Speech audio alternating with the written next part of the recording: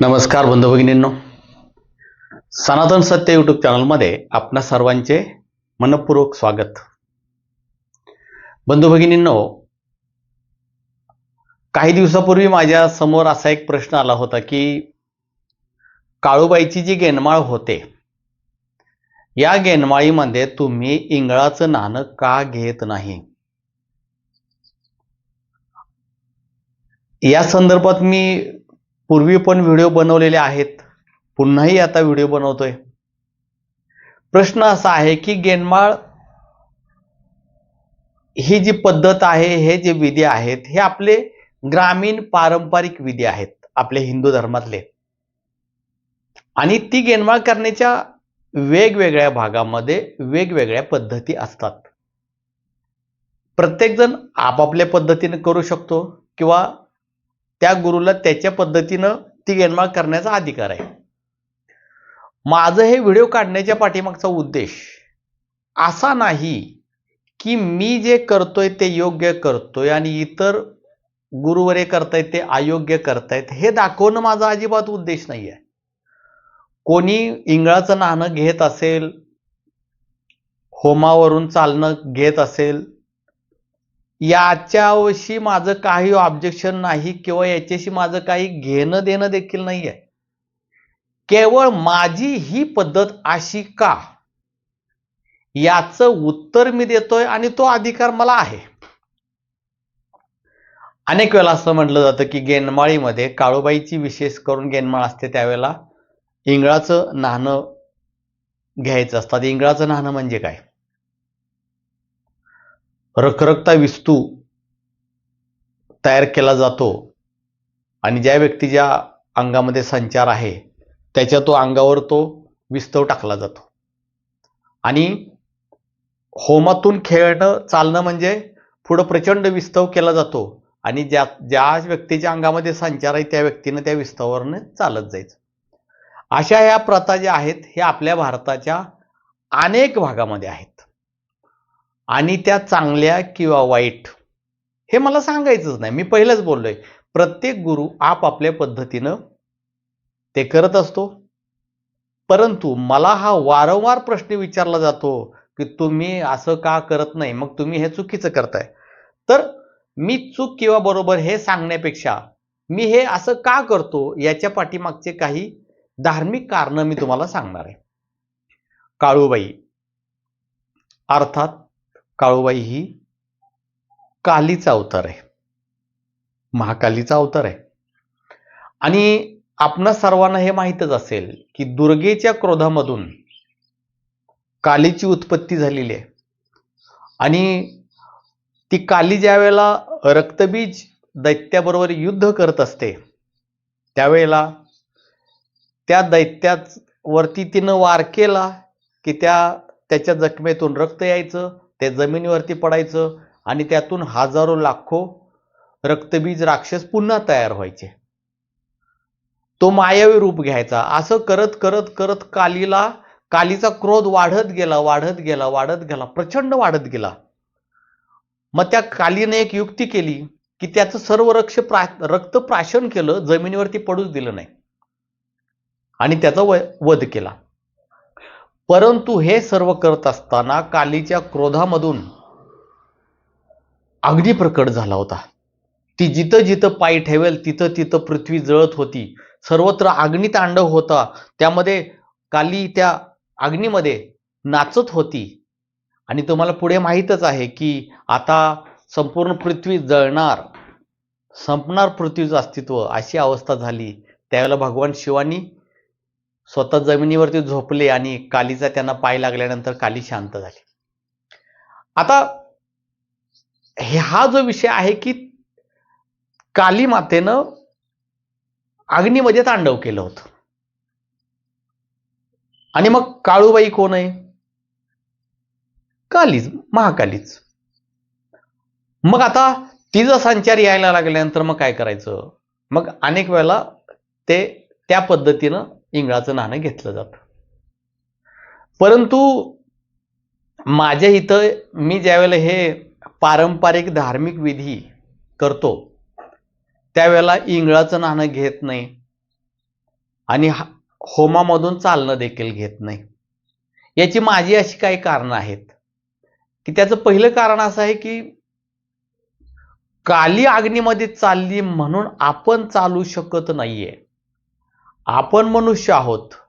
आपली ही जी त्वचा आहे, विज्ञानाच्या नियमानुसार 3 सेकंद पर्यंत आपल्या त्वचेला भाजत नाही. यानंतर भाजायला सुरुवात होते, इजा होतात. आणि मग मला असं वाटतं की ही कुठेतरी अघोरी प्रथा आहे किंवा कोणाला जर इजा झाली तर हे योग्य नाही आहे आणि मी घेत नाही. मी जे इंगळाचं नाणं घेतो ते वेगळ्या पद्धतीचं आहे. मी तुम्हाला पुढे सांगणारच आहे. मग मी काय करतो की देवाची कॉपी करायलाच नको.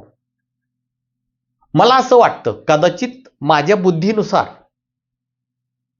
ती कधी अल्प असेल किंवा काय असेल, परंतु माझ्या बुद्धीनुसार मला असं वाटतं की आपण देवाची कॉपी करू नये. ती महाकाली आहे आणि ती महाकाली आहे तर ती अग्नितांडव करू शकते, अग्नी पिऊ शकते, अग्नीत झोपू शकते, अग्नीत राहू शकते. अग्नी स्वरूप सुद्धा तीच आहे. मनुष्याला ते शक्य नाही. मनुष्याला शक्य नाही. त्यामुळं हे करणं कुठंतरी धोकादायक आहे असं मला वाटतं किंवा ही पद्धत कुठंतरी इजा पोचवू शकते किंवा माझ्या डोळ्यासमोर अशा अनेक गोष्टी आलेल्या आहेत की अनेकांना असं झालेलं आहे की एखाद्या संचारी येणाऱ्या व्यक्तीचं वजन जास्त आहे, त्याला व्यवस्थित ज्यादा चालता येत नाही. होमामध्ये त्या व्यक्तीचे पाय भाजलेत. आता होमामधून जाताना तुम्ही पाहताच की पटपट पुढे जातात. भाजलेला आहे, जखमा झालेल्या आहेत, कोणाला गुडघेदुखीचा त्रास आहे, अशा बऱ्याच गोष्टी आहेत. मग मी ती रिस्क घेत नाहीये आणि देवाची कॉपी करणं योग्य नाही आहे. अनेक लोक म्हणतात की तुम्ही ते घेत नाही म्हणून आम्ही तुमच्याकडे येत नाही. नाही आलं तरी चालेल, परंतु ज्या पद्धती मला घ्यायच्या नाहीत ते मी घेणार नाही. आता जर कोणी चॅलेंज स्वीकारत असेल की माझ्या शरीरात संचार आहे, मला काय होणार नाही, तर अशी व्यक्ती त्या हवनामधून 3 सेकंदापर्यंतच पळत जाऊ शकेल. बसू शकेल का विस्तवरती? विस्त खाऊ शकेल का? नाही ना. कालीनं जसं केलं तसं करू शकेल? नाही करू शकेल. आपल्या बॉडीला काही सीमा आहेत. त्यामुळे मी हे घेत नाही. कारण मग जर देवाची कॉपी करण्याची वेळ आली तर मग पहा, आता शिवशंभोनी विष पिलं, आपण पिऊ शकतो. हनुमंतानं डोंगर उचलला, आपण उचलू शकतो. मग हा विषय फार लांबपर्यंत जाईल. आपण मनुष्य आहोत तर मनुष्यच राहूया. ईश्वराची प्रेम भावे भक्ती करूया, नक्कीच करूया. परंतु माझ्या बुद्धीप्रमाणे मला असं वाटतं की देवाची कॉपी करायला नको. आपण त्याचे दास आहोत, त्याचे भक्त आहोत. मग मी कोणतं इंगळाचं नाणं घेतो? मी इंगळाचं नाणं असं घेतो की त्याचा प्रतिकात्मक अर्थ असा आहे की काळूबाईचा भक्त, महाकालीचा भक्त, विस्तवासारखी संकट आली, विस्तवासारख्या समस्या आल्या तरी तो डगमगत नाही, त्या अंगावरती घेतो, त्यातून तो पार होऊन निघतो. कितीही दुःख येऊ दे तरी देखील तो त्यातून बाहेर निघण्याची त्याची क्षमता असते. असे विचार मी त्या व्यक्तीमध्ये घालत असतो की सुखदुःखाला घाबरू नको, पुन्हा विजय मिळवायचा आहे. निंदास्तुतीचं डिप्रेशन घ्यायचं नाही, डिप्रेशनमध्ये जायचं नाही, चुकीचा विचार करायचा नाही. आयुष्यात चांगलं करायचं आहे, कष्ट करायचं आहे. कष्ट न करता देव आपल्याला देणार नाही. अंधश्रद्धेच्या नादाला लागायचं नाही, पण श्रद्धा सोडायची नाही. श्रद्धा हा आपल्या हिंदू धर्माचा प्राण आहे. अंधश्रद्धेच्या नादाला लागायचं नाही. आपले विचार, परमेश्वर त्याच्या अगोदर जर काय श्रेष्ठ असेल तर आपले विचार, तुम्ही तुमचे विचार बदलल्याशिवाय तुमचं नशीब बदलू शकत नाही. आणि मग हे विचार मी त्यांना देत असतो. आपली जी गेनमाळ असते ती अत्यंत साध्या प्रमाणात असते, शास्त्रशुद्ध पद्धतीने असते. आणि ही कारणं आहेत की ज्यामुळे मी इंगळाचं नाणं घेत नाही. ज्यांना पटत नाही त्याने अवश्य येऊ नका. ज्यांना पटतंय ते येऊ शकता, कारण माझी गेनमाळ असू दे, गुरुदीक्षा असू दे, जेही काय असेल, यामध्ये मी तुमच्या विचारांचं परिवर्तन घडवण्याचा प्रयत्न करतो. की मुख्य प्राण्यांचा बळी घेऊ नका, बळी घेऊ नका. आणि घ्यायचा असेल, तुम्हाला बळी द्यायचाच असेल, तर आजपासून तुम्ही तुमचा राग सोडा, चिंता सोडा, नकारात्मक विचार सोडा, काळजी सोडा, एखादी निंदा करण्याचा स्वभाव सोडा. हे बळी देऊ शकतो आपण. यातून आपल्यामध्ये चांगलं परिवर्तन होऊ शकतं. म्हणजे विचार थोर आहे, विचारानं वागावं लागेल. मुख्य प्राण्यांचा जीव घेऊन आपल्याला काय मिळणार नाही. आणि म्हणून आपल्या गेनवाळीमध्ये आपण कोहळा हे फळ असतं ना भोपळ्यासारखं, ते कापतो. तुम्ही पाहिलं असेल, ब्राह्मण सुद्धा कोहळा कापतो. कोहळा रूपी बळी आपण तिथं देत असतो.